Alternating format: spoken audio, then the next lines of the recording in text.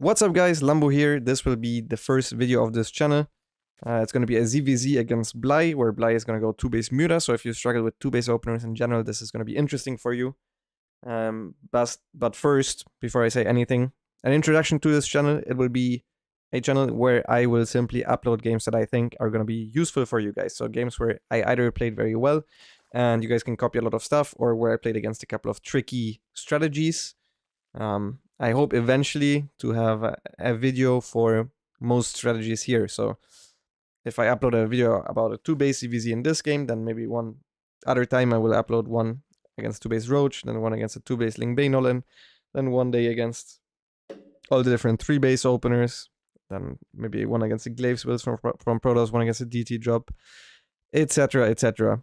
I think you get the idea. So the point why I made a second channel for this is because these are low effort videos, and these are basically just a treat for you guys, because I've been supported by my subscribers for a long time, and I also had people tell me how much I help them and how much I like my content. So this is basically just for you guys. This is not where I try to get most of my views and put in the most effort, but instead I'll just try to help you guys with a bunch of easy or simple for me to do content of games that I have anyway. So now I'm just running a recording always whenever I play. And so yeah, it will be ladder games. This one was off stream, for example. It will be ladder games off stream, the best ones, cherry picked by me.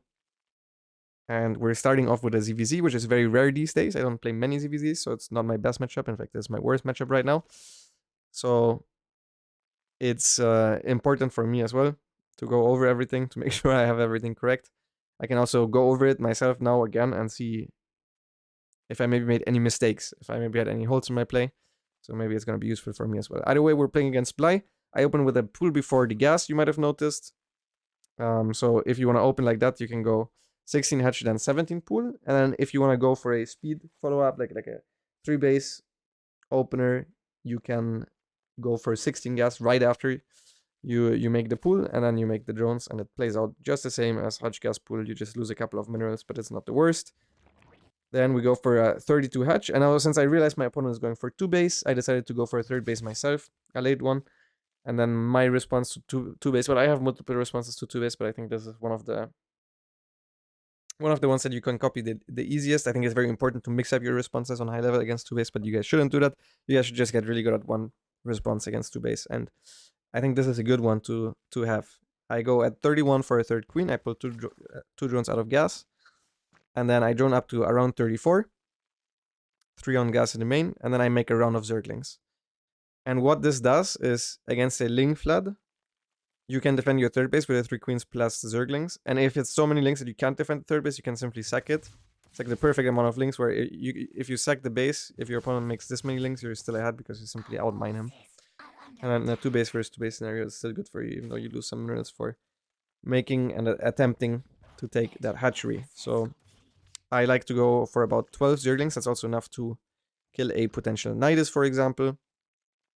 I think you need like six Lings and a queen in the main base, and you're safe against a Nidus. One mistake that I already see that I made was I didn't have vision in my main base in the top left, although I saw all 3 overlords that were on my side of the map, so it's impossible for him to have an overlord there that I didn't see. I saw all 3 there for a second, but I was not aware. I'm gonna fully admit that I was not aware exactly that I saw everything here. So now my next step is scouting for roach speed, and then droning accordingly.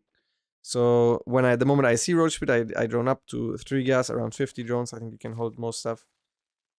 Well, you don't really want to hold most of it, you want to hold everything. So now that I see the roach speed, I go up to 50 drones on 3 gas, and I start producing my own roaches. And if my opponent is going for a roach speed timing, we should be fine against that.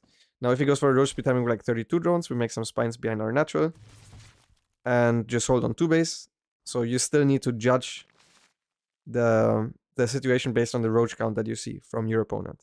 So that is maybe the one thing that can still be tricky with this. But yeah, so we know our opponent has an early lair, so it's not a +1 melee build, nothing like that. Instead, it's now either a roach speed attack or Muta. Since it's Bly, the likelihood of it being Muta is very high, but he sometimes also goes for late roach nidus worms, so that's why I'm scouting for these nidus worms right now. But I'm already fully aware that this is most likely 2-base Muta. And the thing is, you don't need to be too afraid against 2-base Muta because 2-base Muta simply doesn't have that much gas with it. So you don't even need to start producing queens too early. You don't need to be afraid to make too little roaches. In fact, if you make too little roaches against 2-base Muta, very often there's going to be a link flat with it, and you can lose the game to some Zerglings, sometimes also with +1 melee. So don't skip out on the roaches. It's not too bad to have a couple of roaches too many, because against 2-base Muta, you outmain them anyways. So yeah, even though I made a ton of roaches, it's not all too bad. 2-base Muta simply doesn't have that much gas to play with. They won't have an early +2 upgrade with a Baneling speed where they start running by Banelings. Where you really need to try and get away with an early 4 base against 2-base Muta. You should just turtle up on 3 base because your opponent doesn't have 100 drones right away. So now I'm going for the Infestation Pit. Always remember, you never want to make Hydras, well, in general really, but you never want to make Hydras, especially against Lingbane Muta. They are really bad. It's not an option. Anybody that makes Hydras is making a mistake against Lingbane Muta. Here I actually realized right away that he wanted to go for the Spore with a drone, so that's why I attacked there. One thing that you can actually do against Muta is, if the Mutas are in your main base, you can go for a counter attack with the roaches. The moment roach speed is done, obviously not with slow roaches.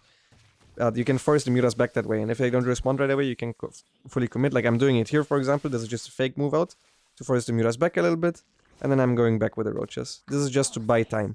Like the more the Mutas are not fully on your side harassing, the easier it becomes for you. That's also why I'm going for burrow movement. So right now I'm just trying to bruise drones to drone up my 3 bases correctly, and then I'm going for burrow movement. So right now all I'm producing is queens and drones, and then eventually some infestors for anti-air, and then I'm gonna start taking extra geysers. And then the plan is, so usually against Muta the plan is to get up to hive and lurkers, so to vipers and lurkers. In this case against 2-base Muta, I think an easier strategy is to go for roach, hydra, infestor, and then a timing attack, because you actually outmine Muta. I honestly think 2-base Muta is just not very good, but so that's why this enables you to go for a composition that is usually not viable. And now, since the Mutas were all on the right side, I start counterattacking with these roaches, fully aware that my burrow is gonna finish soon.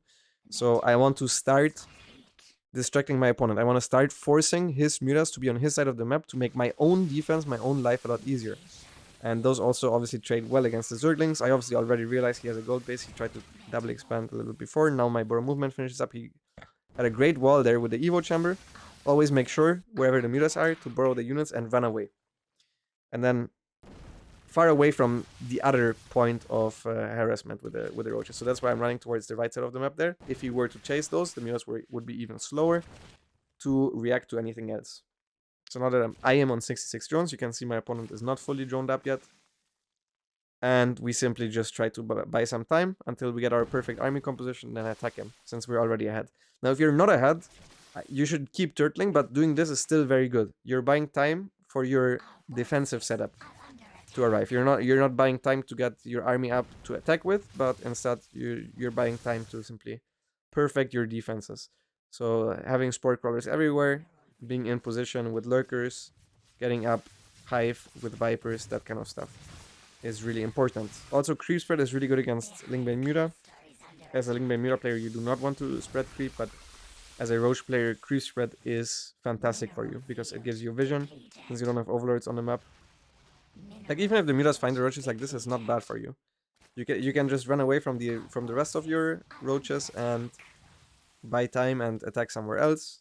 And even if they just chase down roaches one by one, it's not the worst thing that ever happened. And here he's also in position, but you can see how good the roaches are. I also got +1 carapace because of that, by the way. I went +1 missile, and then afterwards I went for +1 carapace. That has a couple of advantages. One, I 2-shot Zerglings already with +1, unless he goes for a carapace upgrade. If he were to go for a carapace upgrade, I would go for +2 missiles first. And then, so the +2 missile simply isn't that strong against Lingbane Muta.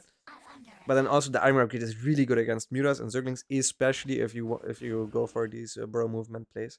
And now since I realized, okay, he has to go back, even though my army wasn't fully ready to fight it, or I didn't really want to force a fight yet, I started taking out his gold base, since I was I mean, it was just a fine move to do, so it was a very safe move to go for, because he either deals with the roaches properly or he deals with the army. If he deals with the army, we're still gonna trade out, but the roaches will kill him at the same time. So now he's basically going for an all-in attack. Obviously, we do have enough anti-air at this point with the infestors, and we even have vipers that I don't have hotkeyed, by the way, since I'm still struggling a little bit with my new hotkey setup.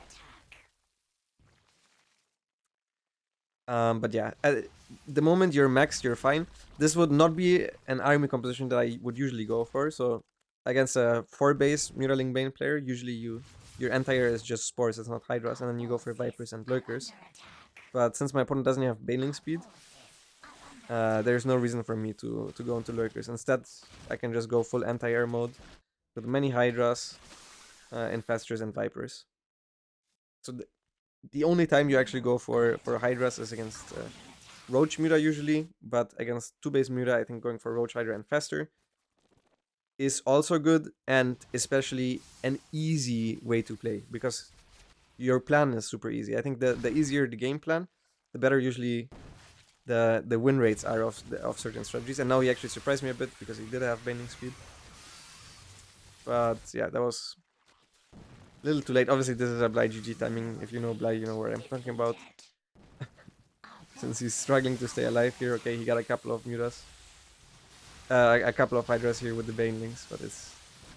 I mean, he's completely dead. All we need to do at this point is to survive, so I'm just gonna talk a little bit more about what you're usually supposed to do in these scenarios. So yeah, as I was saying, the easier your game plan is, the better usually the win rate. Going into the game with a game plan always is also better, especially in tournaments. But if you're not a tournament player, just saying, okay, I'm playing against 2-base muta, I'm gonna max out on roach, hydra, and fester and an attack. That's an easy game plan to follow. You don't need to adjust anything. As long as you're playing against Lingbane muta, you're fine. And if you're playing against 2-base muta with roaches, you can go roach, hydra. If you play against someone playing 3-base, it's an entirely different situation. You do not want to make hydras. You want to just rush the hive. And either go vipers, lurkers, or make some infestors first and then go vipers, and then later on lurkers. Those are your two options. And with that, please let me know if you have any feedback on this video. I'll try to upload more and more stuff just like this one. If you have any questions also about ZVZ, about 2-base muta, or about other things you would like to see next, let me know in the comments below. And until then, see you guys next time. Bye bye.